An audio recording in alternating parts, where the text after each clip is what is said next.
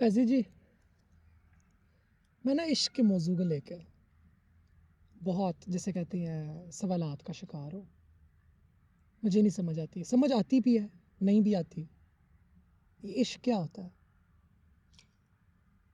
عشق ایک بڑا خوبصورت جذبہ ہے، بہت ہی پیارا، بہت ہی حسین، بہت ہی لاجواب. ہر فلسفی نے، ہر صوفی نے، ہر ادیب نے، ہر شاعر نے اپنی ایک ڈیفینیشن کی ہے عشق کی. کسی نے کچھ کہا ہے، کسی نے کچھ کہا ہے، کسی نے کچھ کہا ہے. عشق کو اگر ایک نظریہ کہا جائے، یا عشق کو ایک جذبہ کہا جائے، یا ایک خوبصورت اس کائنات کی جو شے ہے وہ عشق ہے. کشف المحجوب میں داتا گنج بخش علی حجویری نے محبت کی کچھ ڈیفینیشن کی تھی. تو انہوں نے کچھ یوں کیا تھا کہ انہوں نے کہا تھا کہ محبت جو ہے وہ حب سے ہے. حب مادہ ہے نا، اس کا حب سے نکلا ہے، مشتق ہے یہ محبت لفظ.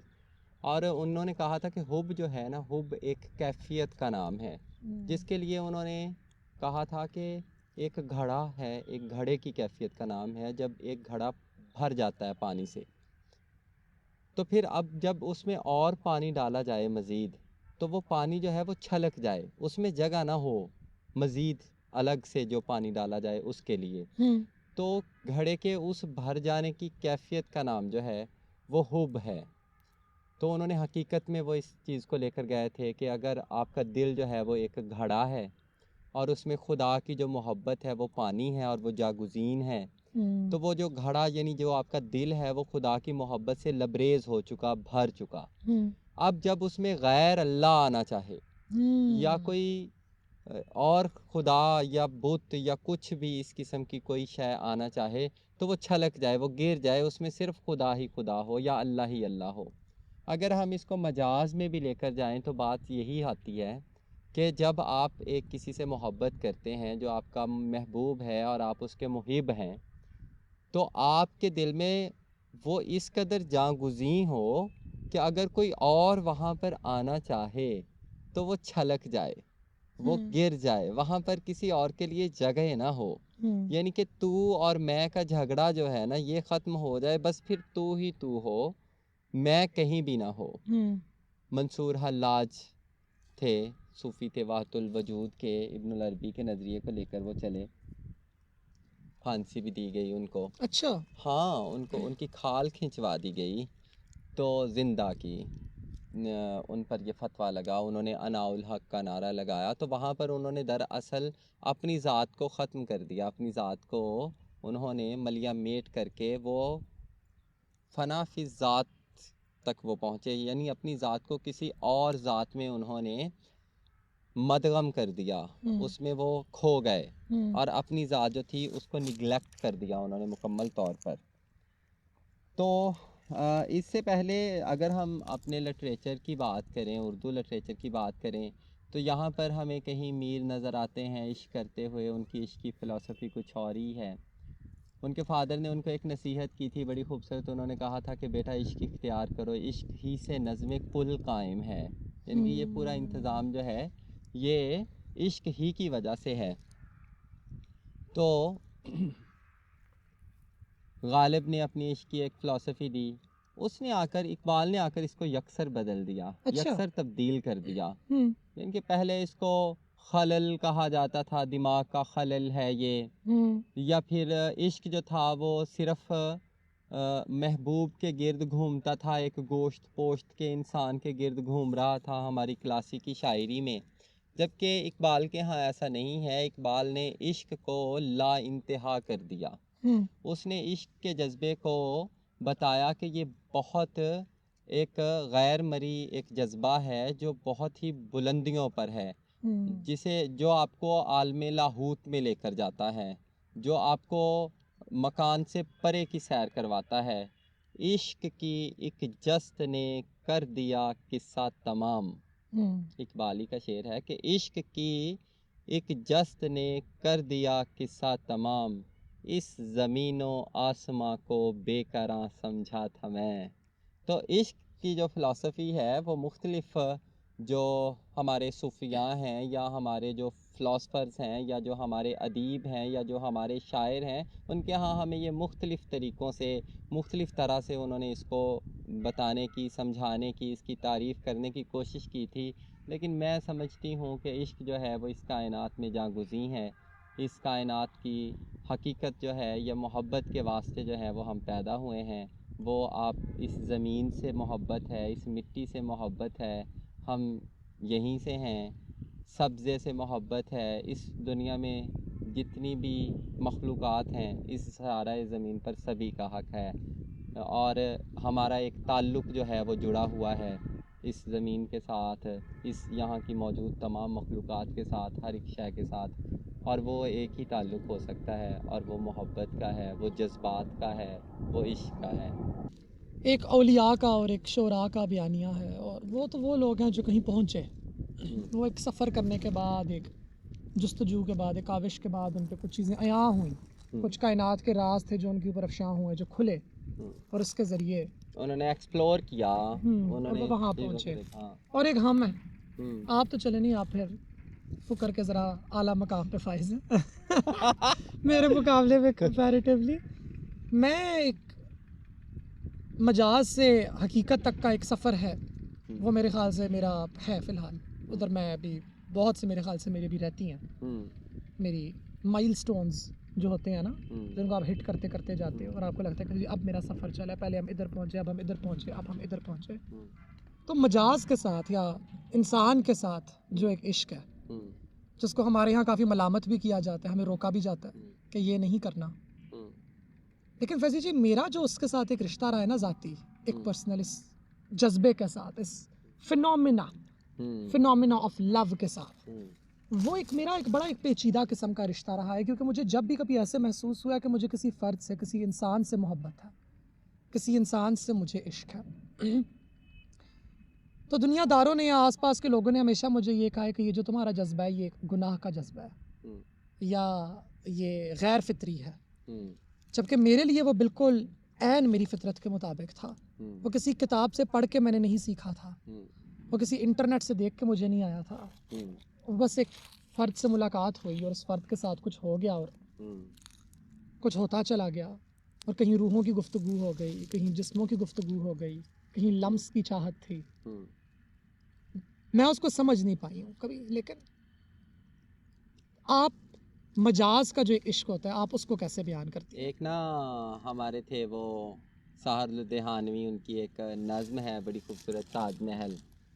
تو اس میں انہوں نے کہا ہے کہ ان گنت لوگوں نے دنیا میں محبت کی ہے، کون کہتا ہے کہ سچے نہ تھے جذبے ان کے. تو واصف علی واصف نے ایک جگہ پر کہا تھا کہ آپ خدا کے بندوں سے اگر انکار کرتے ہیں محبت کا، تو آپ خدا سے محبت کے حامی نہیں ہو سکتے ہیں. یہ آپ دعویٰ نہیں کر سکتے ہیں کہ آپ خدا سے محبت کرتے ہیں. اگر آپ حقیقت تک یا حقیقی عشق تک پہنچنا چاہتے ہیں، جیسے ہم نے صوفیاء کے فلسفی پر بات کی یا شعراء کی بات کی، تو اگر آپ حقیقت تک پہنچنا چاہتے ہیں، اگر وہ حقیقت تک پہنچے ہیں، تو ذریعہ ان کا بھی مجاز ہی رہا ہے. صوفیاء کے ہاں بھی مرشد جو ہے وہ موجود ہی ہے. ایک ایک لوں مڈ لکھ لکھ چشمہ، ایک کھولا ایک کجاں ہو. ٹھیک ہے نا جی. مرشد دادی دار ہے باہو، مینو لکھ کروڑاں حجاں ہو. ان کے ہمیں صوفیاء کے ہاں بھی جو اس قسم کی، یعنی بلے شاہ اگر تا تھیا کر کے ناچ رہے ہیں اپنے محبوب کے لیے، اپنے پیر کے لیے، اپنے مرشد کے لیے، ہمیں صوفیاء کے ہاں بھی یا جہاں بھی ہمیں عشق کی فلسفی نظر آتی ہے، وہ مجاز سے ہو کر ہی جاتی ہے حقیقت تک. جب تک آپ ایک انسان سے محبت کرنا نہیں جانتے ہیں، اور اس انسان کے ذریعے آپ پوری کائنات سے محبت کرنا نہیں جانتے ہیں، تو آپ حقیقت مطلق سے بھی محبت کرنا نہیں جان پائیں گے. مخلوق کو چھوڑ کر خالق تک یا تخلیق کار تک پہنچنا ناممکن ہے. ایسا ہو ہی نہیں سکتا کہ آپ ڈائریکٹ جائیں اور خالق سے آپ محبت کر بیٹھیں یا حقیقت تک پہنچ جائیں، جب تک آپ اس کا مجاز میں مزہ نہ چکھ لیں گے، جب تک آپ مجاز میں اس کو محسوس نہ کر لیں گے. تو مجاز جو ہے، اگر ہم گناہ و ثواب کا تو مجھے نہیں پتہ، کہ گناہ کیا ہے، ثواب کیا ہے، یہ تو خیر ایک عالم دین ہی بتا سکتا ہے، ایک مفتی ہی بتا سکتا ہے، یا ایک پادری ہی بتا سکتا ہے، جوتش ہی بتا سکتے ہیں گناہ و ثواب کیا ہوتا ہے۔ ہاں البتہ جہاں تک ہم نے کتابوں میں پڑھا، دیکھا، اپنے بڑوں سے سنا، تو وہ بات یہ ہے کہ انسانی فطرت جو ہے وہ، اگر انسان فطرت سلیمہ پر پیدا ہوا ہے تو جو اس کی حواس خمسہ ہیں ان کے ذریعے سے اس نے اپنے جذبات کو ایکسپریس کرنا ہوتا ہے، اس نے اس کے ذریعے سے بیان کرنا ہوتا ہے اپنے جذبات کو، ان جذبات کو انہی 5 حصوں کے ذریعے سے اس نے محسوس کرنا ہوتا ہے۔ تو انسان اگر یہ 5 حصے پیدائشی طور پر لے کر پیدا ہوا ہے تو یہ تو سلطان العارفین کا نظریہ ہے کہ ایک انسان، اگر ایک بچہ پیدا ہوتا ہے تو جو سب سے پہلی حص اس کی کام کرتی ہے وہ اس کی دیکھنے کی حص ہے، وہ دیکھتا ہے۔ ہم نہارتے ہیں کسی کو جب کوئی ہمیں پسند آتا ہے، یہ مجاز کی بات کر رہی ہوں نا۔ بالکل تو اگر حقیقت کی بھی بات کی جائے تو خدا کو، میرے خیال میں خدا کا دیدار کرنا کون نہیں چاہتا ہے۔ مستوکلی کا ایک بڑا خوبصورت شعر ہے کہ دید سے اپنی بہرہ ور فرما، یعنی کہ وہ دید سے بہرہ ور ہونا، جہنم ہو کہ جنت جو بھی ہوگا فیصلہ ہوگا۔ میں نے یہی بات کی ابھی تھوڑی دیر پہلے کہ گناہوں ثواب سے پرے کی بات ہے یہ، کہ جہنم ہو کہ جنت جو بھی ہوگا فیصلہ ہوگا، یہ کیا کم ہے ہمارا اور ان کا سامنا ہوگا۔ کہ خدا دیکھیں گے نا، دید اس کی ہو جائے گی ہمیں اور اس سے ہم بہرہ ور ہوں گے، بہرہ۔ اب بات یہ ہے کہ اگر اس کو حقیقت میں بھی لے کر، شرائط ایک ہی جیسی ہیں دونوں عشقوں کی، مجاز کا ہو یا حقیقت کا ہو۔ اب دیکھیں مجاز میں سب سے پہلی جو فطرت ہے انسانی وہ ہے اس کو دیکھنا۔ ہم کسی کو دیکھتے ہیں، ہمیں وہ اچھا لگتا ہے، ہمارا رجحان ہوتا ہے، ہماری دلچسپی ہوتی ہے اس میں، ہم اس کو دیکھتے ہیں اور اسے دیکھتے ہی رہ جاتے ہیں۔ اور ایک چھوٹا سا ایک نومولود بچہ جب پنکھا گھومتے ہوئے دیکھتا ہے تو وہ بھی اس گھومتے ہوئے پنکھے میں کھو جاتا ہے کہ یہ کیا ہو رہا ہے۔ وہ اس کو دیکھتا ہے کیونکہ وہ اس کے اندر سے کوئی جذبہ اس کو دیکھنے کی پش کر رہا ہوتا ہے کہ وہ اس کو دیکھے، اسے اچھا لگ رہا ہے، وہ اسے کوئی رنگ اچھا لگ رہا ہے، کوئی اس کو شکل اچھی لگ رہی ہے، تو بچہ جو ہے وہ اس کی طرف اٹریکٹ ہوگا۔ انسان بھی وہی بچہ بڑا ہو کر انسان بنتا ہے، بڑا ایک آدمی بنتا ہے۔ تو وہ سب سے پہلی جو حص اس کی کام کرتی ہے، یا مجاز کی ہم بات کر لیں، حواس خمسہ ہی مجاز میں آ جاتے ہیں نا، 5 جو ہماری سینسز انہوں نے بنا رکھی ہیں۔ تو وہ سب سے پہلے ہم دیکھتے ہیں، کوئی شخص ہمیں اچھا لگتا ہے، اور دوسری حص جو ہماری ہوتی ہے وہ ہوتی ہے ہماری محسوس کرنے کی، چھو لینے کی، کہ ہم اس کو دیکھیں یہ سخت ہے، یہ نرم ہے، یہ ملائم ہے، یہ گرم ہے، یہ سرد ہے، اس کی کیفیت کیا ہے۔ جو چیز ہمیں اچھی لگتی ہے یہ دوسری حص ایک جو بچہ پیدا ہو رہا ہے اس کے اندر بھی موجود ہے، اور یہ جب آپ جوان ہو جاتے ہیں، ایک عمر گزار لیتے ہیں، آپ کے اندر بھی موجود ہوتی ہے۔ جو آپ کو اچھا لگتا ہے آپ اس کے لمس کو محسوس کرنا چاہتے ہیں کہ یہ محسوس کرنے پر، ہاتھ لگانے پر یہ کیسا لگتا ہے۔ ایک بچے کے سامنے آپ 5-6 چیزیں رکھ دیں جو اسے اچھی لگ رہی ہوگی، وہ اس کو پکڑ لے گا جا کر۔ بالکل وہ اس کے اندر ایسی کون سی شے ہے جو اس کو پکڑنے پر مجبور کر رہی ہے۔ یہ اس کے حواس ہیں، یہ اس کی دوسری حص ہے۔ ان کے پہلی حص جو ہے اس کی وہ کون سی ہے؟ پہلی حص اس کی ہے دیکھنے کی، کہ اس کو وہ کوئی چیز اٹریکٹ کر رہی ہے اور وہ اس میں دلچسپی محسوس کر رہا ہے، اور دوسری اس کی جو حص ہے وہ ہے اس کو چھونے کی، محسوس کر لینے کی۔ پھر اس کے بعد اللہ اس کے بعد انسان کی جو تیسری حص ہے، یعنی اس کو سونگھنا، اس کی مہک کو دیکھنا کہ وہ خوشبو کیسی ہے، اچھی ہے، بری ہے۔ پھر وہی بچہ بڑا ہوتا ہے، اس کی حصے تو وہی رہتی ہیں، ہم حصوں کو تبدیل تو نہیں کر سکتے ہیں۔ ایسا ہی ہے نا، یہی 5 سینسز ہیں، یہی ہیں، شروع سے یہی ہیں، یہی رہیں گی قیامت تک۔ تو یہ اس کی تیسری فطرت ہوتی ہے، یا تیسری اس کی سینس ہوتی ہے، جس سے وہ جو سامنے والی ایک چیز ہے اس کو جو اچھی لگی پہلے، پھر اس نے اس کو پکڑا، اس کو محسوس کیا، اس کی نرمی، سختی، ملائمیت اس کو دیکھا، دیکھنے کے بعد پھر اس نے اس کی مہک لی، ٹھیک ہے نا، اور پھر اس کی چوتھی حص کام کرتی ہے اور وہ ہوتی ہے चखने की हिस्स है। एक बच्चे के सामने एक गंदा मंदा जूता भी पड़ा होगा ना, वो भी उठाकर अगर उसे अच्छा लग रहा है, वो सबसे पहला काम क्या करेगा, उठाकर वो शय मुंह में डाल लेगा। उसका जायका देखेगा, ये खट्टा है, ये मीठा है, ये तुर्श है, ये नमकीन है, ये कौन सा इसका जायका है। ये उसकी अगली जो सेंस है, जो अगली, ये मजाज की बातें हो रही हैं, ये उसकी अगली हिस्स है, ये उसकी अगली बात है कि वो फैजी उसको जी, चखने की कोशिश करेगा। तो मेरे ख़्याल में अगर हमारे यहाँ पर अगर इश्क, जो अगर जदीदियत की हम बात करें, जदीद दौर की या आजकल के दौर की बात करें, आपके सवाल हमेशा, मैं अक्सर कहती हूँ कि दो होते हैं आपके सवाल, हर सवाल में दो बातें आप पूछ जाती हैं। तो बात यह है कि दूसरे जो आप मजाज की या आजकल के दौर की बात कर रही हैं ना, तो हर शख्स के अंदर एक हिस्से जमालियात है, बिल्कुल जमालियाती ज़ौक़ मौजूद है, और दूसरी उसमें जो है वो है उसकी जिनसी तस्कीन, ये जिनसी लज़्ज़त को शीद करना। ये उसकी दो लाजमी उसके अंदर ये चीज़ें मौजूद हैं। एक हिस्से जमालियात है उसके अंदर मौजूद, और दूसरी है जिनसी लज़्ज़त को शीद करना। तो हम कह लें कि आजकल के दौर की जो मोहब्बत है, या जो इश्क है, या मजाज की जो बात है, मजाज के जो इश्क और मोहब्बत की बात है, गुनाहों सवाब को मैं नहीं जानती, गुनाहों सवाब का ज़्यादा और कोई बता सकता है, मेरा वो मामला नहीं है।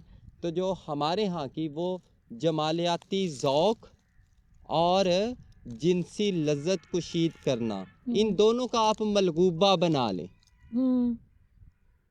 तो आपको आजकल की मोहब्बत फ़ौरन समझ में आ जाएगी। बेशक। मैं इसको गलत नहीं कह रही हूँ, या मैं इस पर ये तनकीद नहीं है, ये इंतकाद नहीं है, वो नेगेटिव क्रिटिसिज्म नहीं है ये कि मैं इसको कर रही हूँ।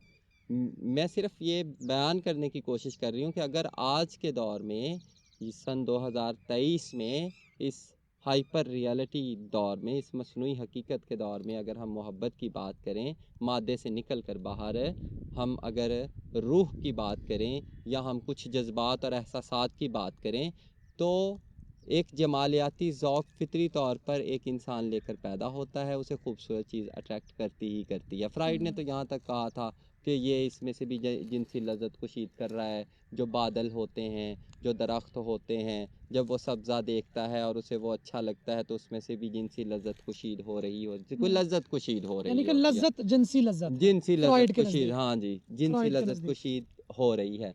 तो बात ये है कि आजकल के दौर की जो आपने पूछा है कि अब जो दौर जा रहा है, जिस दौर में हम जी रहे हैं, जिस जनरेशन में हम ज़िंदगी गुजार रहे हैं, जिस जनरेशन के साथ हमारा ताल्लुक़ है, तो एक तो है जमालियाती ज़ौक़, और फिर है उसमें जिनसी लज़्ज़त को शीद करना, और फिर उसमें हवासे खमसा को जो शामिल कर लें, जो पिछली बात मैंने बताई। तो मेरे ख़्याल में आजकल के दौर की मोहब्बत को समझना और उसमें मजाज को देखना ज़्यादा मुश्किल नहीं रह गया होगा मेरे ख़्याल में। आज के दौर की जो मोहब्बत है या मोहब्बत का तसव्वुर है, या एक और मैं टर्म आजकल इस्तेमाल कर रही हूँ, सेक्सुअल ऑर्गेनाइजेशन, कि हम अपनी इनफरादी और समाजी जिनसियत को समेटते कैसे हैं, हम उसको क्या मतलब देते हैं, और उन मतलब को पाने के लिए या उस मतलब को पूरा करने के लिए हम कौन से एक्शंस हैं जो लेते हैं, उनको हम कभी इनकरेज कर रहे होते हैं, कुछ को हम डिस्करेज कर रहे होते हैं, लेकिन एक काविश एक जारी रहती है, हर फर्द की एक अपनी ज़ाती भी और एक समाज की भी, कि जिनसियत को किसी तरीके से ऑर्गेनाइज किया जाए। और जहाँ इसमें कहीं लिबरलिज्म भी आया और कहीं हम लोगों ने इनफरादी आज़ादियों की भी बात की, और हमने बोला कि अगर 15-20 लोग हैं और 19 लोग एक तरह चलना चाहते हैं और 20वां फ़र्द जो है वो किसी और तरह से चलना चाहता है, तो ज़रूरी नहीं है कि हम उसको भी बाकी समाजियात के असूलों का पाबंद बनाएं। ये तमाम बातें हैं, इनके अंदर बहुत अच्छाइयाँ भी हैं, इनके अंदर कुछ बुराइयाँ भी हैं। मेरा इसके ऊपर लेकिन थोड़ा सा एक ज़ाती एतराज़ है, क्योंकि अगर मैं किसी डेट पे जाऊँ मिसाल के तौर पे, या अगर मैं मोहब्बत की कायल हूँ, जो मैं हूँ,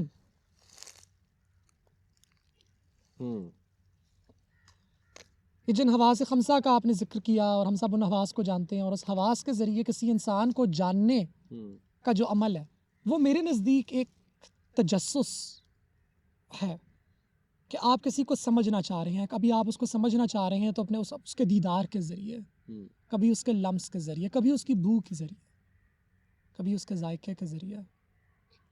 ہاں لیکن اگر مجھے یہ والی بات بھی محسوس ہوتی ہے کہ اب آج کل کے دور کے اندر کہیں چیک لسٹس آ گئی ہیں ہوں کہ میں کس انسان سے ملاقات کرنا چاہوں گی. ملاقات کرنے کے لیے وہ پہلے کچھ فائنینشیل معیار پہ پورا اترے, ہوں پھر اگر میں اس سے ملاقات کرنا چاہوں گی تو وہ کسی بہتر اچھی گاڑی کے اندر بیٹھ کے, ہوں اس کی جیب میں ایک سرٹن پیسہ ہو, اس کا تعلق ایک سرٹن کلاس سے ہو, وہ کھیتی باڑی نہ کرتا ہو, وہ دفتر میں کام کرتا ہو, یا اس کا جو کام کرنے کا عمل ہے اس کے اندر کہیں وردی انوالو ہو.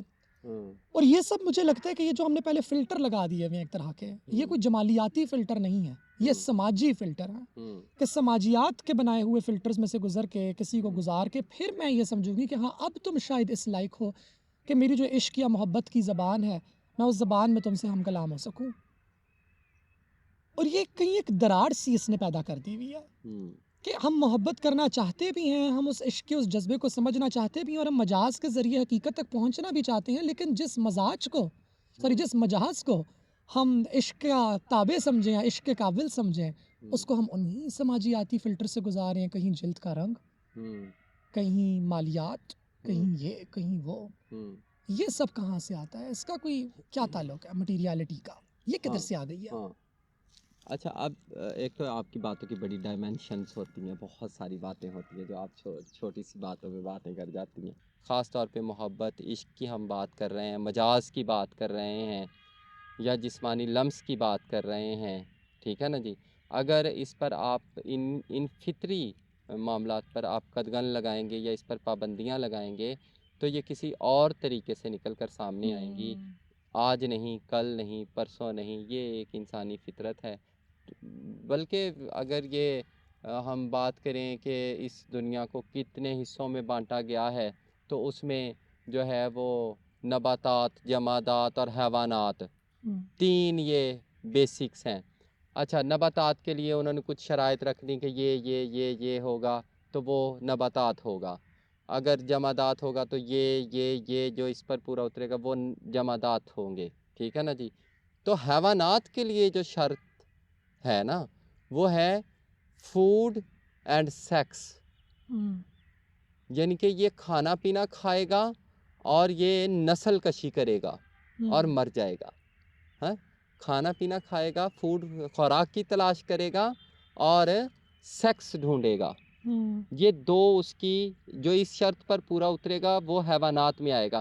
پھر اس کی آگے کیٹیگرائزیشن ہے, پھر آگے اس کی درجہ بندی ہے. ممالیہ ہیں, غیر ممالیہ ہیں, انسان ہیں, شیر ہیں, ہاتھی ہیں, پرندے ہیں, بٹر فلائیز ہیں, انسیکٹس ہیں, ٹھیک ہے نا. تو وہ پھر بعد میں آتی ہے بات. لیکن یہ سارے کام کیا کرتے ہیں, کام کیا کر رہے ہیں, یہ سارے کے سارے کام حیوانات جو ہیں وہ کیا کر رہے ہیں, فوڈ اینڈ سیکس, ٹھیک ہے نا. یہ عین فطری ہو گیا نا پھر کام کہ ہم نے کھانا پینا ہے اور ہم نے سیکس کی تلاش کرنی ہے. تو جب آپ اس کے لیے قدغن لگائیں گے, اس پر پابندیاں لگائیں گے تو وہ کسی اور طرح سے پھر نکل کر سامنے آئیں گی, ٹھیک ہے نا. اس کا ایک مذہب نے بڑا اچھا حل دیا ہوا ہے ہمیں کہ ایک شادی کا ایک طریقہ بتا دیا کہ آپ اس طرح ایک شادی کریں, اس طرح اس کو لیگلائز کر کے آپ ساتھ لے کر چلیں. مختلف تہذیبوں میں مختلف اس کی جو ہیں وہ رولز اینڈ ریگولیشنز بنائے گئے ہیں, صحیح ہے. تو ہمارے تو پاکستان کے جو معاشرتی حالات ہیں تو یہاں پر تو تہذیب کے ساتھ اس قدر زیادہ چھیڑ چھاڑ کی گئی ہے کہ جو اس کی اپنی خاص اقدار تھیں وہ تو اب ملیہ میٹ ہو چکی ہیں, وہ ہمیں نظر ہی نہیں آتی ہیں. ورنہ یہ تو لوگ یہاں 4 موسم تھے, ہر قسم کا پھل تھا, ہر قسم کی سبزی تھی. یہ تو محبتوں والے لوگ تھے, یہ تو محبت کرنے والے, فطرت سے محبت کرنے والے لوگ تھے. اور اگر آپ ایک انسان سے محبت کرتے ہیں تو اس کے ذریعے سے آپ ساری دنیا کو محبت کر سکتے ہیں. فطرت سے محبت, جو جتنا فطرت کے قریب ہوگا, جو مٹی کے قریب ہوگا, جو نیچر کے جتنا قریب ہوگا, اس کے اندر محبت کا جذبہ بھی اتنا ہی خوبصورت ہوگا, اتنا ہی پیارا ہوگا. فیضی جی, اسی محبت کو اردو ادب کے اندر اور ہمارے لوگ جو کیا کہنا چاہیے اسے, ویلیوز ہی تھیں ایک طریقے سے, ہماری جو پوئمز تھیں جو ہی رانجھا ہے, سونی مہیوال ہے, ٹھیک ہے. اور پھر ہم اگر اپنی کتھائیں دیکھیں یا اپنے داستانوی ادب دیکھیں, وہاں پر ایک عاشق ہو جاتا ہے، ایک شہزادہ جو ہے ایک اس پر مہر امروز پر عاشق ہو گیا، اور اس نے اس کے عشق کے لیے کہاں کہاں تک اس نے وہ کام کیے، کیا کیا نہیں کیا، تو آخر یہ اتنے خوبصورت جذبے تھے تو یہ ہوا نا سارا کچھ۔ کیا اس کو اگر آپ وہ جو آپ جس کو حقیقی عشق یا خدا سے عشق کی بات کرتی ہیں، کیا وہ تھا؟ تو وہ اتنے ہیر رانجھا پاکیزہ کیسے ہو گئے؟ وہ ایک شادی شدہ خاتون تھی، اور وہ ایک شادی شدہ ہونے کے باوجود وہ ایک شخص کے ساتھ بھاگ گئی، جو ہمارے وہاں پورٹریٹ کیا گیا ہے وارث شاہ کے یہاں۔ اس کا مطلب یہ نہیں ہے کہ میں وارث شاہ پر تنقید کر رہی ہوں، وہ میرے بزرگ ہیں، ہاتھ جوڑ کر ان کو 100 بار میں پرنام کرتی ہوں، ان کے سامنے جھکتی ہوں، صوفی تھے، درویش تھے۔ تو بات یہ ہے کہ یہ ہماری اقدار تھیں، یہ ہماری قدریں تھیں جو بہت خوبصورت تھیں۔ یہ کیا تھی؟ یعنی کہ یہاں پر وہاں پر شادی کا ہونا ضروری نہیں تھا، انہوں نے سمجھا ایک شادی شدہ شخص محبت نہیں کر سکتا ہے یا عشق نہیں کر سکتا ہے۔ دیکھیں یہ سیکس کو اور محبت کو نا اکثر لوگ الگ بھی سمجھتے ہیں، الگ بھی اگر دیکھا جائے۔ اب ایک شخص کو دوسرے شخص سے محبت نہیں ہے لیکن اس کو وہ پیسے دیتا ہے، اس کے ساتھ سیکس کر لیتا، کیا وہ محبت تھی؟ نہیں۔ کیا وہ محبت تھی؟ وہ سیکچولی اٹریکشن تھی، اس کو ہم کہہ لیتے ہیں، ٹھیک ہے نا جی۔ اور کئی لوگ ایسے ہیں جن سے ہم محبت کرتے ہیں لیکن ہمارا کبھی ان کے ساتھ سیکس نہیں ہوتا ہے، ہاتھ بھی نہیں لگا ہوتا۔ ہاتھ بھی نہیں لگا ہوتا، تو اس کا مطلب ہے کہ بات کچھ اور ہے۔ اور کچھ عرصے کے بعد لگانے کا دل بھی نہیں ہاں چاہتا۔ آپ کو پتہ ہے ہاں اگر میں نے لگا لیا اور میں نے تمہیں محسوس کر لیا تو پھر شاید میں تمہیں اس لمس کے احساس کے ہاں ذریعے اپنے لمس پہ کہیں قید کر لوں ہاں گی۔ ہاں ہاں ایک شوہر ہے، چلو اگر ہم شریعہ کی بات کر لیں، ایک شوہر ہے، وہ اپنی بیوی سے بے انتہا محبت کرتا ہے، وہ اس کے بچوں کی ماں ہے، وہ اس کی کیئر کرتا ہے، وہ بیمار ہوتی ہے اس کی جان پر بن جاتی ہے، لیکن باہر جا کر وہ کسی ایک لڑکی کے ساتھ یا کسی کے ساتھ وہ ایک پیسے کچھ دیتا ہے اور اس کے ساتھ رات گزارتا ہے اور اس کے ساتھ سیکس کر کے آ جاتا ہے، تو کیا بیوی کے لیے اس کی محبت ختم ہو گئی؟ میرا نہیں خیال۔ کیا بیوی کی جو ذمہ داریاں وہ جس طرح وہ پہلے اس کے لیے محسوس کرتا تھا وہ محسوس کرنا کیا اس نے چھوڑ دیا؟ ایسا نہیں ہوتا ہے نا، بالکل نہیں۔ کئی مرتبہ ہو بھی جاتا ہے، کئی مرتبہ ہو بھی جاتا ہے، کئی مرتبہ نہیں بھی ہوتا ہے۔ تو بات یہ ہے کہ یہ دونوں الگ باتیں ہیں، بالکل دونوں الگ باتیں ہیں، ہاں بالکل لیکن یہ جو الگ باتیں جسم کو محصور کر لینے والی ایک وہ ہے، اور یہ میں ایک خواجہ سرا ہونے کے ناطے بھی کہنا چاہوں گی، کیونکہ ایک تو آپ نے تصور دیا ہمیں عشق کا، اور پھر اس عشق کو سماج کس طریقے سے یا مذہب دین اسلام کس طریقے سے نکاح کے ذریعے ہاں نکاح کے اس ذریعے کے لیے کچھ لوازمات پیدا کرتا ہے، جو کہ ڈبیٹ ہے کہ ہم خواجہ سراؤں کے لیے ہے کہ نہیں ہے۔ اگر ہم لوگ شاہ طنطاوی کا فتویٰ دیکھیں اور امام خمینی کا فتویٰ ہاں دیکھیں، جی، بریلوی فقہ کے فتوحات دیکھیں فتویٰ ہاں، جو پاکستان کے اندر بھی فتاوی موجود ہاں ہیں، جی، تو یہ ہمارے پاس جو ہے پتہ ہے ہمیں اس والی بات کا کہ ایک مرد کا ایک خواجہ سرا کے ساتھ نکاح ہو سکتا ہے۔ بہت سے ہیں مذہبی طبقے جو کہتے ہیں کہ ایسے نہیں ہو سکتا۔ ہاں جی، اب اس کے اوپر وہ ایک نئی LGBT کی بھی ڈبیٹ لے کر آ گئی ہیں، ہاں مگر جی، میں ان تمام الفاظ اور لیبل سے ہٹ کے اگر ایک اپنی حقیقت کی بات کروں تو میں نے ہمیشہ اس والی چیز کو سمجھا ہے کہ جو ایک مردانگی کی جو ایک علامت ہے، ایک فرد ہے جو مردانگی لے کر آ رہا ہے ایک رشتے کے اندر، اور ایک دوسرا فرد ہے جو زنانگی لے کر آ رہا ہے، اور ہم خواجہ سرا زنانگی ہی لا رہے ہوتے ہیں، تو یہ کہیں نہ کہیں مردانگی کی کاوش ہوتی ہے کہ وہ زنانگی کو محصور کر کے رکھے کہ تم میری ہو، تم میری ہو۔ جبکہ مجھے اس بات سے اعتراض ہے، مجھے یہ چیز عشق کے مترادف لگتی ہے، یعنی کہ مجھے یہ اس کی متضاد لگتی ہے، مترادف نہیں لگتی۔ مجھے نہیں لگتا کہ یہ دونوں باتیں سملر ہیں، کیونکہ ایک وہ فرد ہے جو باغ سے گزرا، اس کو گلاب کا پھول پسند آیا اور اس نے اس کی خوشبو سونگھی، اور وہ اس خوشبو اور وہ گلاب اس کے دماغ پہ اس طریقے سے سوار ہو چکا کہ اس نے بولا میں کل دوبارہ آؤں گا۔ لیکن ایک دوسرا فرد ہے، اس نے بولا نہیں، میں اس کو توڑ کے ابھی جا کے گھر میں گلدان میں رکھوں گا اور 3 دن بعد مرجھا کے فوت ہو جائے گا۔ پہلے والے فرد نے عشق کیا، دوسرے والے فرد نے اس وقت کو قید کرنے کی کوشش کی۔ تو ہم بات کرتے ہیں مجاز کی، ہم بات کرتے ہیں محبت کی اور عشق کی، لیکن اس کے اوپر یہ کچھ سماجیاتی کسوٹیاں بھی ہیں، کچھ مالیاتی کسوٹیاں بھی ہیں، لیکن کچھ جنسی کسوٹیاں بھی ہیں۔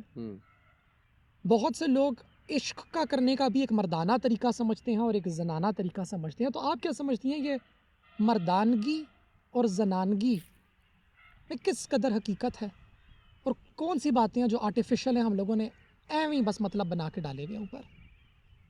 اس کا یعنی کہ عشق کا یا جذبوں کا تعلق قطعی طور پر کسی بھی مردانگی یا کسی بھی زنانگی یا کسی بھی LGBTQ یا کسی بھی اس طرح کی کسی بھی نام نہاد شے کے ساتھ تو جوڑنا جو جوڑتا ہے وہ انتہائی احمق ہی اسے ہم کہہ سکتے ہیں۔ اچھا اب آپ نے اردو ادب کی اگر بات کی، اگر کلاسی کی بات کی جائے تو دیکھیں آپ समझ लें, हकीकत को भी समझ लें, आप मजाज को भी समझ लें। आप मुझे ये बताएं एक बात कि जो शराइत हमारी क्लासिकी जो लिटरेचर है, या क्लासिकी जो अदब है हमारा, वहाँ पर भी महबूब के लिए वही बातें हैं और हकीकी महबूब के लिए भी वही बातें हैं, मजाजी आशिक के लिए भी वही बातें हैं, वही शर्तें हैं, हकीकी आशिक के लिए भी वही शर्तें हैं। अब देखो जी, मजाजी अगर इश्क करते हैं आप, किसी एक इंसान से आपको मोहब्बत हो गई है, तो वहाँ पर गैर का होना बड़ा ज़रूरी है। अच्छा।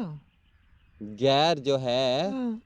जो सबसे ज़्यादा तकलीफ़ दे अमल है ना, इश्क इश्क की जो अगर क्लासिकी अगर लिटरेचर की बात की जाए, तो जो सबसे ज़्यादा तकलीफ़ दे अमल होता है ना, अगर महबूब आपके सामने नहीं आता, नो प्रॉब्लम, वो आपके मुंह पे थप्पड़ मारता है, नो प्रॉब्लम, अज़ियत मुसीबत मलामत बलाएं, तेरे इश्क में हमने क्या क्या ना देखा, जो कुछ भी उसने अज़ियतें मलामतें इज़्ज़त गवाई, सारा वो सारा कुछ बर्दाश्त करता है। लेकिन गैरों से कहा तुमने, गैरों से सुना तुमने, कुछ हमसे कहा होता, कुछ हमसे सुना होता, ज़िक्र अग़यार से हुआ मालूम, हर्फ़ नासेह बुरा नहीं होता। गैर, मैंने कहा कि बज़्म नाज चाहिए गैर से तही, सुन के सितम ज़रीफ़ ने मुझको उठा दिया कि यूं। गैर जो है ना, गैर एक आशिक के लिए ये बर्दाश्त करना ये बड़ा मुश्किल है, बहुत। ये सबसे ज़्यादा मुश्किल काम होता है। अगर हम क्लासिकी जो हमारा लिटरेचर है, उर्दू लिटरेचर ख़ास तौर पे, उसकी फ़िलासफ़ी की इश्क की बात करें, तो वहाँ पर जो अदू के हो लिए जब तुम, तो हमारा इम्तिहान क्यों हो, तो बात ये है कि वहाँ पर गैर का होना, अदू का होना, वो बड़ा मुश्किल है। लेकिन वहाँ पर भी हमें नज़र आता है कि आशिक जो है वो महसूर नहीं करता है अपने महबूब को, वो भी महसूर नहीं करता है, वो उसको ताने देता है, वो उसको सिर्फ ताने देता है, वो उसको कत्ल नहीं कर देता है, या उस पर कोई किसी किस्म के कदगन लगाने की कोशिश नहीं करता है, वो सिर्फ उसको ताने देता है। और अपने ही कहरे दरवेश बरजाने दरवेश, उसका कहर अपनी ही ज़ात पर जा रहा है, वो अंदर ही अंदर जलता है, वो अंदर ही अंदर। हुई ताख़ीर तो कुछ बायसे ताख़ीर भी था, आप आते थे कोई अनान गिर भी था। सबसे पहली बात पर आप चली गई हैं फिर से, कि वही घड़ा जब भर गया, ठीक है ना जी। तो बात यहाँ पर हमारे यहाँ ना एक उलट काम चल गया। अच्छा। आशिक की खसूसियात महबूब में और महबूब की खसूसियात आशिक में चली गई। अब देखो, मैं किसी को पसंद करती हूँ या मुझे कोई अच्छा लगता है, तो मैं उसे जाकर कहती हूँ कि भाई मुझे तुम बड़े पसंद हो, मैं तुम्हें बहुत लाइक करती हूँ, मुझे तुम्हारा नंबर चाहिए। अगर वो मुझे नंबर दे देता है तो ये उसकी मेहरबानी है। इश्क तो मैं करती हूँ ना, मोहब्बत तो मुझे हुई है, इश्क तो मैंने किया, मोहब्बत तो मैंने की। अगर उसने मुझे नंबर दे दिया, अब मैं उसे कहूँ कि अब तुम जो है वो घंटा फ़ोन पे बात भी मुझसे करो, तो अगर तो वो कर ले मुझसे बात घंटा, तो ये उसकी मेहरबानी है, क्योंकि वो तो मुझसे मोहब्बत नहीं करता है। अगर वो भी मुझसे मोहब्बत करने लग गए तो फिर तो इश्क ही ख़त्म हो गया, फिर तो इश्क ही ना रहा। इश्क के एलिमेंट में एक आशिक होता है, एक माशूक होता है, एक मुहिब होता है, एक महबूब होता है। अगर दोनों ही आशिक हो गए तो फिर वो इश्क काहे का रहा। ओह माय गॉड, आपने मेरा पैराडाइम फ्लिप कर दिया पूरा। तो फिर इश्क काहे का रहा, तो फिर इश्क तो ना रहा। इश्क की तो शर्त ये है कि उसमें एक आशिक होता है, एक माशूक होता है। माशूक के जो क्लासिकी पैरामीटर वो ये हैं कि वो आपके सामने नहीं आता, हकीकत में भी, हकीकी इश्क में भी और मजाजी इश्क में भी। वो आपको अपना शक्ल नहीं दिखाता, वो पर्दे में रहता है। आप उसकी तेरी गली में हमको यूं दिन से रात करना, कभी इससे बात करना, कभी उससे बात करना, एक झलक देखने के लिए आप उस गली में जाते हैं। बहुत आरज़ू थी गली की तेरी, सो यहाँ से लहू में नहा कर चले। जूते भी पड़ते हैं, इज्जत भी जाती रहती है, मलामत भी होती है, सारा कुछ ही होता है, लेकिन एक झलक देखने के लिए मूसा तूर पर गए थे। बेशक। एक झलक देखने के लिए आप महबूब की गली में जाते हैं। मैं तो हम जाती हूँ। महबूब की गली, हाँ तुम तो जाती हो, महबूब की गली में जाते हैं। अब अगर वो भी इश्क करने लग गया, उतनी ही तड़प उधर भी हो गई, تو کیا وہ عشق رہ گیا پھر کلاسیکی ادب کی رو سے؟ کیا وہ عشق رہ گیا؟ وہ تو پھر عشق ہی نہ رہا، دونوں عاشق ہو گئے۔ عشق تو ایک آگ ہے نا جو آپ کے اندر جلتی رہے ہمیشہ، عشق تے آتش ڈوہیں برابر، یہ تو ڈوہیں برابر ہے نا، عشق ایک آگ ہے، عشق اس پہ زور نہیں ہے، یہ وہ آتش غالب جو لگائے نہ لگے اور بجھائے نہ بنے۔ آپ جتنا مرضی کوشش کریں، آپ اسی گلی میں جا کر آپ کو سکون آئے گا، ٹھیک ہے نا جی؟ وہیں وہ آپ کے سامنے نہیں آتا، حقیقی محبوب بھی اور مجازی محبوب بھی۔ آپ اس سے بھی باتیں کرنا چاہتے ہیں، آپ اس سے بھی باتیں کرنا چاہتے ہیں، آپ اس کو بھی دیکھنا چاہتے ہیں، آپ اس کو بھی دیکھنا چاہتے ہیں، آپ اس کو بھی محسوس کرنا چاہتے ہیں، آپ اس کو بھی محسوس کرنا چاہتے ہیں۔ گفتگو کرنا چاہتے ہیں اسی لیے تو مجاز ایک سیڑھی ہے حقیقت تک پہنچنے کی۔ بے شک۔ جب تک آپ مجاز کو نہیں سمجھ پائیں گے یا مجاز میں سے ہو کر نہیں گزریں گے، تب تک آپ حقیقت میں نہیں پہنچ پائیں گے۔ یہ جو باتیں ہیں دوسرے والی، جو دوسری ڈائمنشنز آپ کی باتوں کی کافی ہوتی ہیں نا، تو وہ اگر جو دوسرے والی ہیں یہاں پر ہمارے ہاں، یہ اس لڑکی کے ساتھ ہے، وہ اس لڑکے کے ساتھ ہے، یہ ہے ہماری جنسی گھٹن، یہ ہے ہماری معاشرتی برائیاں، یہ ہے ہماری تہذیبی غلطیاں، یہ ہے ہماری سیاسی مفاد پرستیاں، یہ ہے ہمارے نام نہاد مذہبی اجارہ داریاں۔ ان کا تعلق اس کے ساتھ نہیں ہے، اس کا تعلق الگ ہے، اس کا تعلق اور ہے، اس کا تعلق اور ہے، اس کا معاملہ الگ ہے، اس کا معاملہ الگ ہے۔ بالکل آپ نے میرا پیراڈائم شفٹ کر دیا ہے، کیونکہ ایک جو ہمارا جدیدیت کے دور کا، ماڈرنٹی کا جو ایک تصور ہے عشق کا، اب تو بلکہ آپ سے میری گفتگو ہو رہی تھی، آپ نے بہت بخوبی بتایا کہ پوسٹ ماڈرنٹی میں ہم لوگ آ چکے ہیں۔ اب تو ہم ایک بقا اور ارتقاء کے عمل میں سے گزرتے گزرتے اسٹیج کے اوپر آ گئے ہیں جہاں انسان اپنی مصنوعی حقیقت کو خود تخلیق کر رہا ہے۔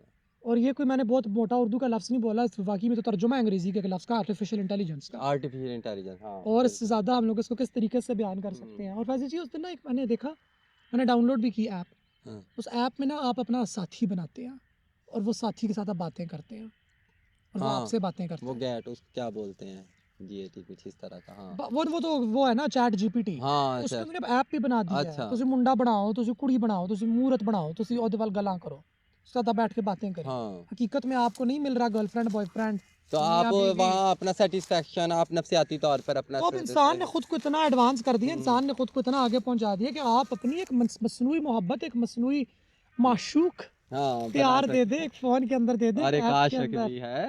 اور جہاں پہ یہ بات بڑی دلچسپ ہے ایک طریقے سے، اگر ہم دیکھیں کہ واہ بھائی کہاں لے آیا انسان خود کو، لیکن وہاں پہ واہ بھائی کیا کہ ادھر لے آئے خود کو، یعنی کاوش اتنی تھی اور اس کاوش کے دوسری طرف روکنے والے اتنے تھے کہ ہم ہمیشہ وہی آپ والی بات ہے نا کہ یہ اتنے اس پہ قدغن لگائے جاتے ہیں کہ یہ بہت خطرناک طریقوں سے امٹ کے سامنے آتی ہے چیزیں، کہیں ڈارک ویب بن جاتا ہے، کہیں یہ بن جاتا ہے، کہیں وہ بن جاتا ہے، حالانکہ بات شاید بنیادی سی ہے بڑی، ہر انسان کا ایک فطری عمل ہے، اس کے اندر جمالیات، اس کو انگریزی میں ایستھیٹکس کہتے ہیں، اس کا ایک احساس ہے کہ پسند آ، کچھ لوگ بھا جاتے ہیں دل کو، جیسے میں کیوں جھوٹ بولوں، میں سچی مجھ سے آج کل لوگ پوچھتے ہیں کہ محراب آپ سنگل ہیں، اور میں سنگل ہوں، آپ کو تو پتہ ہی ہے، خیر میں سنگل ہوں، سب کو پتہ ہے، میرے فالورز کو بھی پتہ ہے، لیکن مجھے اس سے زیادہ مناسب جواب ہمیشہ یہ دینا لگا جو کہ میں دے نہیں پاتی، کیونکہ ہمارے یہاں لوگ سمجھ نہیں پاتے، وہ یہ تھا کہ مجھے کسی سے محبت ہے، اس کو مجھ سے محبت نہیں ہے،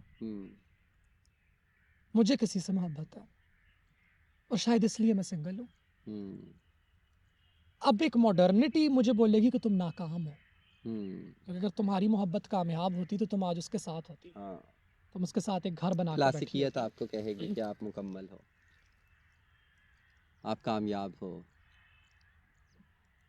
تو یہ 2023 میں جہاں ہمارے نوجوان نسل کا اتنا ادب کے ساتھ تعلق بھی نہیں، اور آپ بچوں کو پڑھاتی بھی ہیں، اور ایڈولیسنس کے اندر تو خصوصی طور پہ 18 سال کی عمر کے بعد آتا ہوتا ہے ایک جوش چڑھتا ہوتا ہے، ہم سب کو شعر و شاعری کا بھی، اور دل بھی ہمارے ٹوٹتے ہیں، اور ٹیوشن اکیڈمیوں کے بعد لڑائیاں بھی ہوتی ہیں اور بڑے پھڈے شڈے ہوتے ہیں، یعنی کہ وہ یہ سارا کچھ میرے سامنے ہو رہا ہے، یہ سارا کچھ اوپر چڑھتا ہے، جنریشن زی کو دیکھ رہی ہوں، اور ابھی بھی ویلنٹائنس ڈے بھی ہمارا گزرا ہے، تو یہ ادھر کچھ پیغام ہے آپ کا، کیا ہے جو غلط ہو رہا ہے، کیا ہے جو ٹھیک ہو رہا ہے، میں پتہ کیا کہوں گی، میں ہوں، صرف ایک جواب دوں گی ہاں، کہ آ اب لوٹ چلے. کہاں؟ میں بس یہ کہوں گی کہ اب لوٹ چلے، آئے ہم فطرت کی طرف لوٹ چلیں، بالکل. آئے ہم نیچر کی طرف لوٹ چلیں. ہوں، اے ہم نشیں کلام میرا لا کلام ہے، سن زندگی تغیر پہم کا نام ہے. آپ باقی ہی تب رہیں گے جب تک آپ تغیر کو قبول کریں گے، تغیر میں چلیں گے. کوئی بھی نظریہ، آج سقراط مر چکا، سقراط ابھی بھی زندہ ہے. بالکل. سقراط کب کا اس نے زہر کا پیالہ پی لیا، لیکن وہ آج بھی زندہ ہے. لیکن اس کے خلاف علم بغاوت بلند کرنے والے وہ جو مذہبی علماء تھے یا وہ جو سیاستدان تھے، آج ان قوموں کا نام و نشان ہمیں نہیں یاد ہے.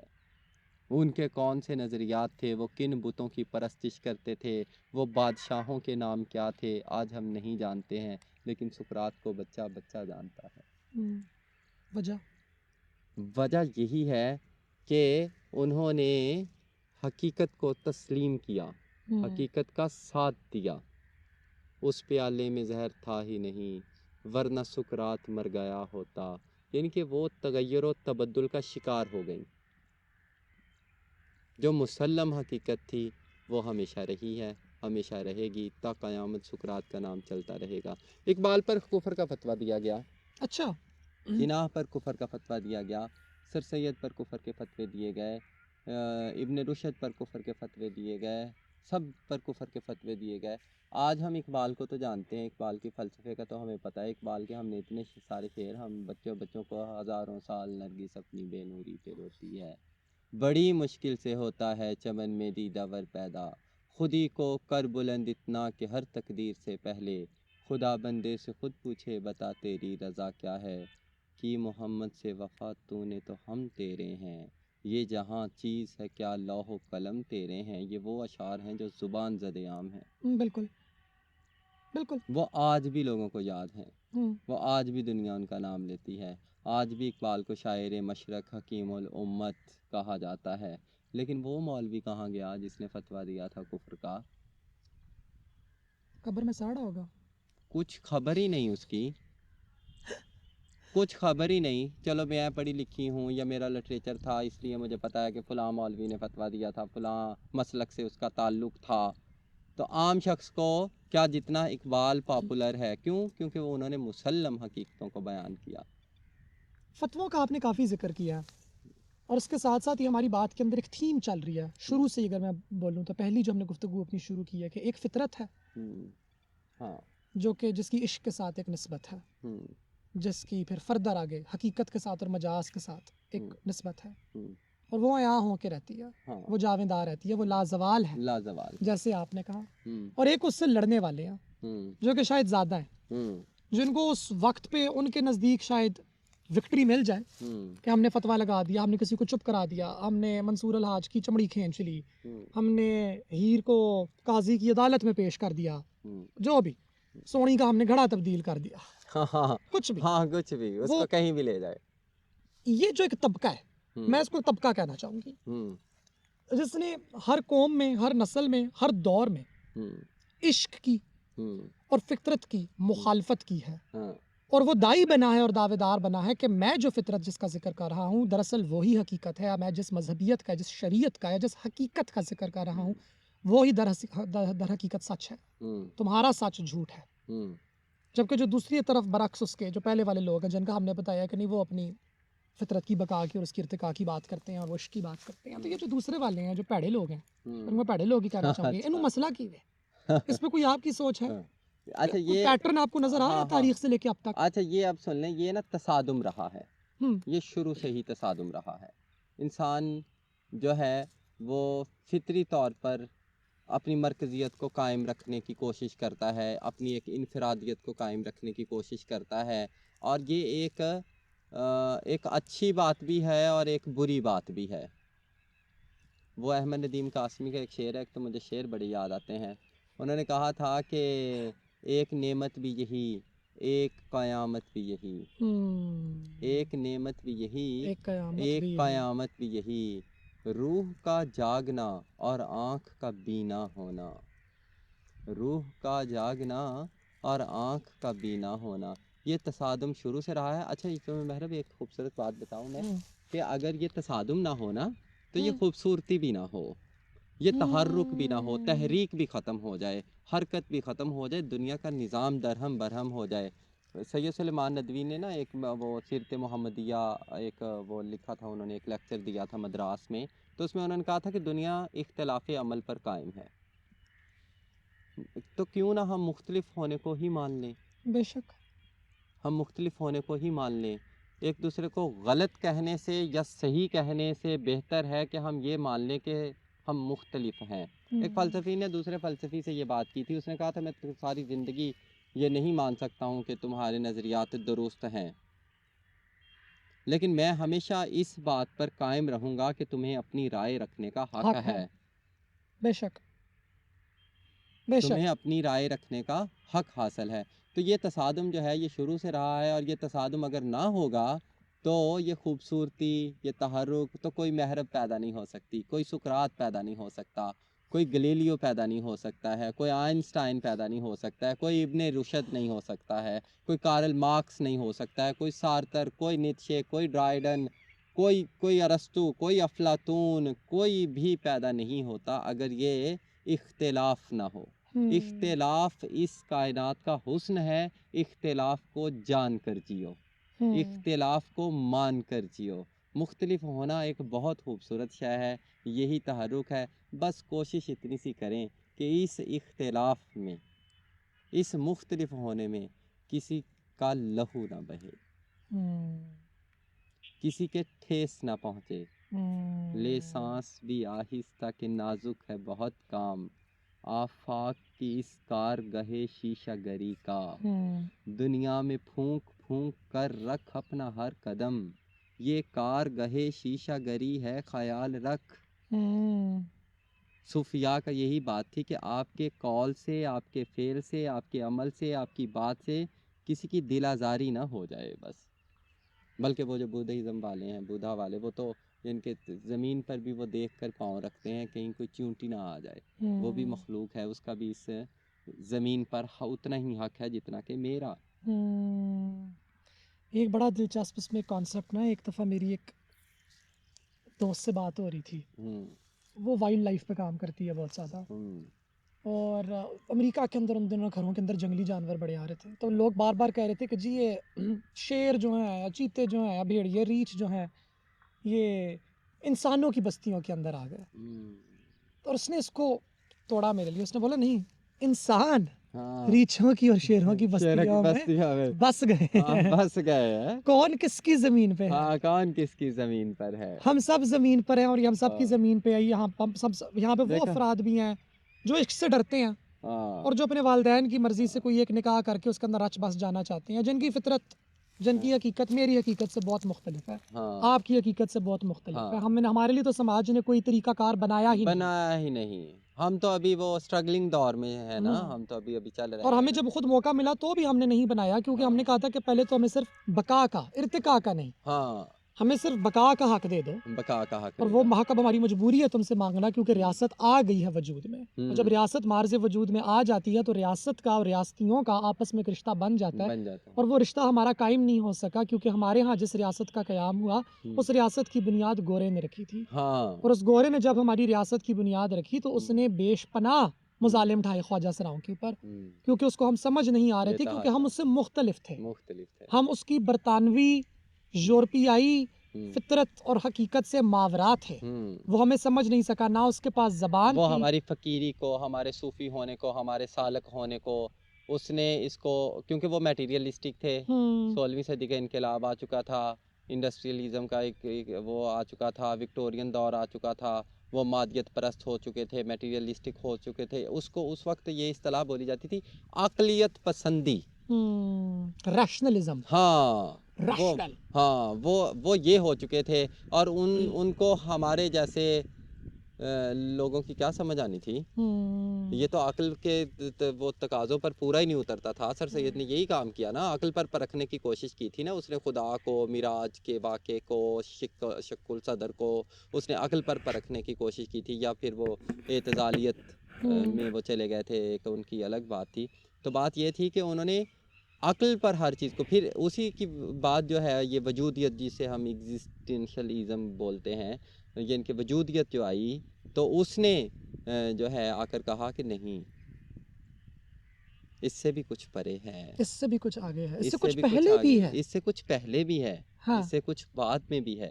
عقل آپ صرف ایک ہاں، طریقت ہے. عقل کو مطلق مان لینا، ہوں جو وجودیت کی اگر ہم وہ تعریف کریں اور بڑی وہ مختصر سی لائن میں اگر کریں کہ وجودیت، عقل کو مطلق مان لینا بذات خود ایک غیر عقلی دلیل ہے. بے شک. عقل کو حتمی ماننا بذات خود ایک غیر عقلی دلیل ہے، کیونکہ وہ تبدیل ہوتی رہتی ہے، اور کیونکہ لیکن عقل خود جذبے کہیں سے کبھی پیدا تبدیل ہو نہیں رہی ہے. ہوتے ہیں. عقل جذبے خود کہیں سے پیدا ہو رہی ہاں، ہے، وہ ایک سسٹم کے ذریعے پیدا ہو رہی ہے، وہ یونیورسٹیز کا ایک نظام ہاں، ہے، وہ سوچنے کا وہ ارتقا ایکسپیریمنٹیشن پذیر کا ایک رہے گی، نظام، اور یہ اچھی بات ہے، وہ ارتقا پذیر رہے. اور نظر آتا ہے ہاں، ہمیں. نظر آتا ہے اس کا، ان کے فائدہ تو ہے. وہی ادارے جن اداروں نے بولا کہ نہیں دنیا سینٹر میں ہے اور سب کچھ اس کے گرد ہے، پھر انہوں نے بولا کہ نہیں دنیا نہیں، سورج سینٹر میں ہے، پھر انہوں نے بولا کچھ بھی سینٹر میں نہیں ہے ہاں، اور ہم ہر ایسے ہی چیز گھوم چلتی جا رہے ہیں. رہی ہے. ہاں، وہی والے پیپر، وہی والے لینسٹ نامی ایک بہت مشہور جرنل ہے، دنیا کے پہلے میڈیکل جرنلز میں شمار ہوتا ہے. اس میں سب سے پہلے جو پیپر لکھے گئے خواجہ سراؤں کے اجسام کے اوپر وہ تھے ارلی 19 سینچری میں، 1800s میں. اور وہ کیوں لکھے گئے؟ کیونکہ گورا آ چکا تھا اور گورے نے خواجہ سرا دیکھ لی، اس کو خواجہ سراؤں کی سمجھ نہیں آ رہی تھی.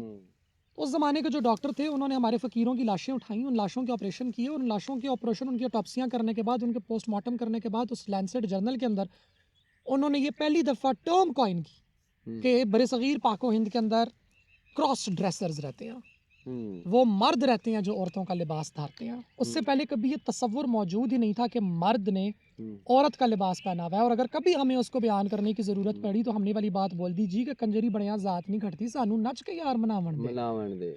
ہم تو وہ کہیں عشق حقیقی کے اندر ہم تو چل رہے کہیں تھے، دور تک پہنچے ہوئے تھے. ہم تو وہاں پہ تھے ہی نہیں جہاں پہ یہ تھے، مجھ سے بہت آگے آگے تھے. اور وہی لینسٹ کا جرنل ہے جو کہ اب ٹرانسجینڈر ہیلتھ کے اوپر پیپرز نکالتا ہے اور بتاتا ہے اور ایڈمٹ کرتا ہے کہ کیسے جو یہ برطانوی فوج تھی اور جو سامراج تھا پورا، اس نے کس طریقے سے خواجہ سراؤں کو تذلیل کیا. ہمارے خواجہ سراؤں کو پھانسیاں دی گئی، ان کو سر عام جلایا گیا، ان کو کرمنلائز کر دیا گیا، ان کو جرائم پیشہ افراد کی لسٹ میں شامل کر دیا گیا. وہ سویر شام حاضری لگانے جاتے تھے کوتوال میں، تھانہ میں. اگر انہیں شہر سے باہر جانا ہوتا تھا تو اجازت نامہ لینا پڑتا تھا. یہ وہ مظالم تھے، یہ وہ آئسولیشن تھی یا سیگریگیشن تھی جو کالونیلزم جو تھا ان کا اس میں کی گئی. اس میں کوئی شک نہیں کہ برٹش راج نے جہاں بہت سارے ہمیں نقصانات دیے یا ہمیں ہماری تہذیب پر جو انہوں نے جو ہماری ایک اوریجنلٹی تھی ایک برِ صغیر کی، ایک جو خوبصورتی تھی، اس پر جو دھاوے بولے، اس میں سے ایک جو پسے، وہ دراصل پسا پتہ کون، جس کا تعلق مغلیہ سلطنت کے ساتھ تھا.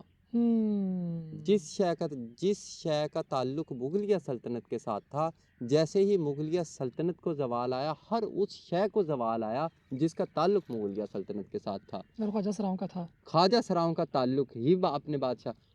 تم اندازہ کرو محرم، میری بات سنو، کہ آپ کو مرد غدار مل جائیں گے، بے شک عورتیں غدار مل جائیں گی، میر صادق میر جعفر، لیکن ایک بھی آپ کو خواجہ سرا غدار نہیں ملے گا. اس نے اپنے بادشاہ کی پیروی میں، اس نے اپنے بادشاہ سے وفا نبھانے کے لیے، اس نے اپنی جان تک داؤ پر لگا دی زنان خانوں کو بچانے کے لیے. ایک بھی خواجہ سرا آپ کو ایسا نہیں ملے گا جس نے غداری کی ہو. میں اس کی مثال یوں تو ظاہر سی بات ہے پھر وہ انگریز حکومت نے تو خواجہ سراؤں کے خلاف ہونا ہی تھا، کیونکہ یہ تو غدار تھے ہی نہیں. انہوں نے تو مفاہمت نہ سکھا جبر ناروا سے مجھے، مفاہمت نہ سکھا جبر ناروا سے مجھے، ٹھیک ہے نا. یہ انہوں نے تو مفاہمت کا راستہ، میں سر بکف ہوں لڑا دے کسی بلا سے مجھے. بے شک. یہ تو سر پہ کفن باندھ کر ہم کہاں وفاؤں کا استعارہ تھے، ہم کہاں بہادری کا استعارہ تھے، کہاں ہم عقل و خرد کا استعارہ تھے، کہاں ہم دانش و حکمت کا استعارہ تھے، کہاں آج ہمیں انہوں نے بھیک مانگنے والے اور سیکس ورکرز بنا دیا. ہائے افسوس، ہائے دکھ، ہائے دکھ. ہائے دکھ، کیا کیا دکھ سناؤں میں تمہیں. کہ ایک ہمارے ساتھ کیا کیا ہوا، کیا بتاؤں کہ کیا کیا کیا جا رہا ہے، کیا کیا ہوا ہوگا، کہ آج ہم کہاں کس مسند سے پہ بیٹھے ہوئے تھے اور کہاں سے لا کر ہمیں آسمان نے زمین پہ دے مارا ہے۔ اور اس میں سب سے بڑا ہاتھ جو ہے وہ کسی برطانوی سامراج کا۔ برطانوی سامراج کا ہے۔ ایک تو یہ قوانین تھے جو انہوں نے بنائے، جس کا آپ کو مجھ سے بھی زیادہ پتہ ہوگا کیونکہ آپ کا تعلق پنجابی دھڑے سے ہے، ہاں آپ ایک پنجابی خواجہ سرائے ہیں، اور میں ہمیشہ والی بات کہتی ہوں، پاکستان اسٹڈیز میں پڑھتے ہیں کہ جی پاکستان بننے کے لیے تمام پاکستانیوں نے خوب قربانیاں دی، اور میں یہاں کسی کی بھی قربانی کی یا کسی بھی نسل کی قربانی کو میں کم نہیں کہہ رہی، لیکن میں یہ کہہ رہی ہوں حقیقت پہ اگر آپ آئیں تو 1947 میں بٹوارا تو پنجاب کا ہوا، ہاں بٹوارا تو پنجاب کا ہوا، تو قربانی پنجابی ہم نے دی۔ ثقافت ہاں پہ کیا اس کا اثر پڑا اور اس کے کیا آپ اثرات آج دیکھتی ہیں؟ پنجابی ثقافت اٹوٹ انگ تھے یہ ایک دوسرے کے، جو آج پنجاب ہے جو دو حصوں میں بٹا ہوا ہے، لیکن آج بھی ان کے دل جو ہیں وہ دھڑکتے ہیں ایک دوسرے کی طرف، آج بھی کھنچ پڑتی ہے ایک دوسرے کی طرف، آج بھی لوگ آتے جاتے ہیں ایک دوسرے کی طرف، آج بھی جب ہمارے بزرگ یا ہمارے لوگ جو ہیں، جو ہمارے ابھی بھی جو جنریشن نیکسٹ بھی آ گئی ہیں، پوتیاں دوتیاں یا پڑپوتے، چوتھی یا تیسری یا چوتھی نسل چل رہی ہے، وہ بھی کہتے ہیں اوہ یہ تو ہمارا گاؤں تھا، ہمارے بزرگ یہاں سے اٹھ کے آئے تھے۔ آج بھی ادھر کے لوگوں سے جب بھی بات ہوتی ہے یا کہیں بھی دیکھتے ہیں تو وہ اپنے یہاں کے گاؤں کو، اس پر تو ہماری یعنی کہ لٹریچر جو ہے وہ فلم میں بھی ہے، ظاہر سی بات ہے، ادب کا ایک نیا طریقہ ہے وہ، تو فلم میں یہاں آپ دیکھیں کہ کتنی فلمیں بن چکی ہیں اس پر، کہ پاکستان سے اٹھ کر کوئی شخص گیا اور پھر اس پر فلم بنی، کوئی ہندوستان سے اٹھ کر پاکستان آیا پھر اس پر فلم بنی۔ بٹوارا تو وہ منٹو نے بڑا خوبصورت کہا تھا نا کہ یہ بات تو وہی ہے، ملک تقسیم یہ سوا ملک تقسیم، مفاد پرستیاں، سیاسی مفاد پرستیاں، ڈیوائیڈ اینڈ رول تھا نا ان کا، بے شک۔ نعرہ تھا نا ان کا ایک رول تھا نا، ان کا ایک قانون تھا نا، ڈیوائیڈ اینڈ رول۔ تو وہ یعنی کہ وہ بیل تھا، وہ بیل اس نے ایک لومڑی کو ہائر کیا، اس نے اس کے ایک کو جا کر بتایا کہ یہ تمہارے بارے میں یہ سوچتا ہے، یہ برا سوچتا ہے، یہ تمہارے بارے میں اچھا نہیں سوچتا ہے، یہ تمہیں اچھا نہیں جانتا ہے، اس کو اس کے ساتھ ڈیوائیڈ کر دیا، ان کو آپس میں تقسیم کر دیا، ایک تفرقہ ڈال دیا، ایک فرقہ ڈال دیا۔ فرقہ ڈالنے سے کیا شدھی اور سنگھٹن جیسی تحریکیں چلی نہیں ہیں ہمارے ہاں، شدھی اور سنگھٹن جیسی تحریکیں چلی ہیں، جلیاں والا باغ کا جو واقعہ ہوا، امرتسر میں جو واقعہ ہوا، مسلمان اور ہندو آپس میں لڑائے گئے، کہاں یہ دونوں ایک پیج پر تھے، 1000 سال سے یہ قومیں دونوں اکٹھی رہتی آ رہی تھیں، اس وقت تو ان کو کوئی پرابلم نہیں تھا قومیت کا اور وطنیت کا، 1857 کے اندر ہیں جنگیں یہ کٹی سب رہیں۔ ہندوستانی تھے۔ اقبال نے نغمے لکھ دیے کہ ہم ہندوستانی ہیں، وہ تو وہ یورپ سے آئے تو آ کر تو پھر وہ ایک الگ بات ہو جائے گی، میں نہیں کنٹروورشل بات کرنا چاہ رہی، کر وہ ایک الگ بات ہو جائے گی، تو بات یہ ہے، ادبی بات ہے۔ ہاں ادبی لٹریچر کی بات ہے، تو پھر انہوں نے ترانہ وہ قومیت اور وطنیت کو انہوں نے تبدیل کیا اور لکھا، دو قومی نظریہ دیا، ٹھیک ہے نا جی، ورنہ پہلے تو یہ قومیں اکٹھی رہتی آ رہی تھی، ہندو اور مسلم اکٹھے ہی رہتے آ رہے تھے، پہلے تو انہیں کوئی پرابلم نہیں تھا، کوئی ایک دوسرے کے چونڈیاں نہیں وڑتا تھا، کوئی سرنجے نہیں ٹھوکتا تھا، آخر ایسی تیجا رڑیا، پنجابی کی مشہور کہاوت ہے، تیجا رڑیا تے کام گڑیا، یہ تیجا رڑیا سی تے کام گڑیا سیگا، ورنہ 1000 سال سے یہ اکٹھے ہی رہتے آ رہے تھے، ان کو کیا مسئلہ تھا۔ گاندھی جی پر مولانا یہ جو ظفر علی خان تھے، انہوں نے اچھی بھلی نظمیں لکھی ہوئی ہیں کہ گاندھی جیسا جو ہے وہ جواب نہیں اس لیڈر کا، سارے لیڈر تو اندر تھے، جیل میں تھے، یہ اکیلے مسلمانوں کو بھی سنبھال رہا تھا، ہندوؤں کو بھی سنبھال رہا تھا۔ 1914 میں جب فرسٹ ورلڈ وار ہوئی ہے تو بالکل ایک پیج پر تھے یہ دونوں، ہندو مسلم ایک پیج پر تھے، اور ایک پیج پر ہو کر انہوں نے جو ہے وہ برٹش جو گورنمنٹ تھی یا برٹش جو آرمی تھی اس کا ساتھ دیا تھا، ٹھیک ہے نا، اور انہوں نے وعدہ کیا تھا کہ ہم آپ کو جو ہے وہ درجہ بدرجہ بتدریج ہم آپ کو آزادی دیں گے، تو انہوں نے کہا جی آزادی مل رہی ہے، وہ ہمارے وہ ہیں، اقبال نے ملکہ وکٹوریہ کا وہ بھی لکھا، جب وہ اس نے کہا کہ آج ہندوستان سے سایہ خدا اٹھ گیا، جب وہ مری تھی، جب اس کی ڈیتھ ہوئی ہے تو ملکہ وکٹوریہ، تو اس کا مرثیہ لکھا اقبال نے اور کہا اس کو سایہ خدا کہا کہ آج یتیم ہو گیا ہندوستان۔ مجھے احساس بھی ہوا اس بات کا، نہیں کہ دوسری دفعہ میں آئی ہوں آپ کی طرف اور ہمیشہ جیسے کہتے ہیں مورت جان کے تسلیم کیا گیا، اور کراچی میں رہ کے اور بڑے شہروں میں رہ کے اور بارہا انگریزی کے اندر سیاست کر کے اور ابھی بھی جو ہمارے یہاں تک جو نقاد ہیں وہ نقاد بھی جو تنقید کر رہے ہیں ہمارے خواجہ سرا ہونے پہ وہ وہی فلسفہ لے کر آتے ہیں جو برطانوی سامراج کا فلسفہ تھا. اور آج یورپ کے اندر یہ جو Candace Owens, Matt Walsh, Jordan Peterson نامی یہ گورے ہیں سارے، ریسسٹ بھی ہیں، وائٹ سپریمیسسٹ بھی ہیں اور ٹرانسفوبک تو ہیں ہی ہیں. وہ انہی کی باتوں کو اٹھا کے اس کے آخر میں کوئی ایک اپنی مرضی کی آیت لگا کے تو کہتے ہیں کہ دیکھیں جی یہ جو خواجہ سرا ہیں یہ اسلام مخالف ہے. لیکن وہ والی سوچ، وہ والی ایک منطقی سوچ، وہی بڑی منطق سے آتے ہیں اپنی طرف. منطقی. ان کے نزدیک وہ بڑی ایک عقل و دانش کی بات کر رہے ہیں کہ جی جینیٹکس کے اندر، حیاتیات کے اندر، بایولوجی کے اندر خواجہ سرا کا تصور ویسے نہیں ہے جیسے یہ خواجہ سرا ہمیں بیان کر رہے ہیں تصوف کے ذریعے. اس لیے ہم ان کو غلط مانتے ہیں کیونکہ یہ کسی سائنس کی کتاب سے اپنا وجود ثابت نہیں کر سکتے، حالانکہ ہم نے تو سائنس کی کتاب سے بھی اپنا وجود ثابت کر دیا. لیکن ان تمام دلائل کی ضرورت ہی نہیں پڑتی. ادھر ٹوبے آ کے مجھے آپ کے پاس یا کسی بھی چھوٹے شہر جا کے، یہاں تک کہ سندھ میں سکر جا کے، نگر پارکر جا کے، جہاں ہمارے خواجہ سراؤں کی مڑیاں ہمیشہ سے موجود ہیں، وہاں پہ بھی جا کے مجھے کبھی محسوس نہیں ہوا. محسوس ہی نہیں ہوتا ہے. یہ ضرورت ہی مجھے دیکھتے ہیں ان کو پتہ ہے خواجہ سرائے فقیر ہے، خسرا ہے، بس دیٹ از اٹ. اور انگریزی کی سیاست کا میں یہ کہنا چاہ رہی تھی کہ اس میں ہمیشہ ایک پریشر ہے فیضی جی آج کی مورت کے اوپر کہ آج کی مورت نے خود کو عورت ثابت کرنا ہے. اور مجھ پہ بھی جتنی تنقید ہوتی ہے وہ بارہا یہی کہتی ہے تنقید کہ یہ خود کو عورت کہتی ہے، جبکہ میں نے کبھی خود کو عورت نہیں کہا، میں خود کو مورت مانتی ہوں کیونکہ میں ہوں اور مجھے اسی میں اپنا آپ نظر آتا ہے. دیکھو میری بات سنو، یہ نا تمہیں بتاؤں، یہ ایک نا بزرگ کسی کے پاس، کسی بزرگ خواجہ، تمہیں پتہ ہے میرا تعلق جو ہے وہ ہجڑا کلچر سے ہے اور میں اس میں ذرا زیادہ کھبی ہوئی بھی ہوں. تو بات یہ ہے کہ وہ ایک بزرگ بیٹھے تھے تو میں نے بزرگ سے بات کی، تو میں نے ان سے بات کی تو وہ گروپوں میں آتی رہتی ہیں نا چیزیں، یہ ٹرانس کو لے کر یہ ہے معاملات، وہ ہے معاملات. تو میں نے ان سے بات کی، انہوں نے مجھے نا ایک پنجابی میں نے ایک بڑی اچھی بات کی، انہوں نے روڑا ہی مکا دیا، بات ہی مکا دی، اور انہوں نے کہا بچہ فقیر دی فقیری قائم لوکی پونک دے یا پونکی جان. تو ہم تو نہیں عورتیں ہیں، اسی تو خسرے ہیں. یہ ہمارا سائن ہے، اسی تو خسرے ہیں، ٹھیک ہے نا، اسی نہیں کڑیاں، اسی نہیں کڑیاں، اسی نہیں کڑیاں. ساڑے کول ہوندا بھی نہیں جناب. ہاں ساڑے کول ہوندا بھی نہیں کڑیاں بان، اسی تو خسرے ہیں. جو ساڈے بزرگ سیگے اسی وہ ہی اسی تو انہاں دی لج لے کے بیٹھے ہوئے ہیں. خیر نال سان تو کوئی کڑیاں نہ کہے، خبردار اگر آج کے بعد کسی نے مجھے لڑکی کہا. یہ اچھا یہ بھی بڑی ایک عجیب بات ہے، یہ سوری یہ اکثر لوگوں کے منہ سے لڑکے جو ہیں وہ لڑکیاں بن رہے ہیں. بھئی وہ لڑکے جو ہیں وہ لڑکیاں بن رہے ہیں، وہ لڑکوں کے متعلق بات ہے یا لڑکیوں کے متعلق بات ہے. انہاں دے وچ خسرے ہیں، تسی کیوں کسیٹن رہے ہیں؟ خسرے ہوندے نے. خواجہ سرا ہوتے ہیں، آداب. یہ بھی تم بھی خسرا ہو، میں بھی خسرا ہوں، میرا تان خسرا، میرا من خسرا، میں آپ خسرا ہاں، اپنے گھر گھرانے دا خسرا ہاں. ہمیں کچھ لینا دینا نہیں ہے ان 2 کے بیانات سے. جو کچھ مرضی یہ کہتے رہیں، ہم ایگزسٹ کرتے تھے، ہم ایگزسٹ کرتے ہیں. ہماری ایگزسٹنس ایک بہت بڑا سوالیہ نشان ہے ریاست پہ اور ان بیان بازوں پر جو یہ بیانیے دیتے ہیں، جو ہمیں ہماری ایگزسٹنس کو چیلنج کر رہے ہیں نا. ہماری ایگزسٹنس، ہمارا چلنا پھرنا، ہمارا موجود ہونا ہی ان پر یہ ایک بہت بڑا سوالیہ نشان ہے.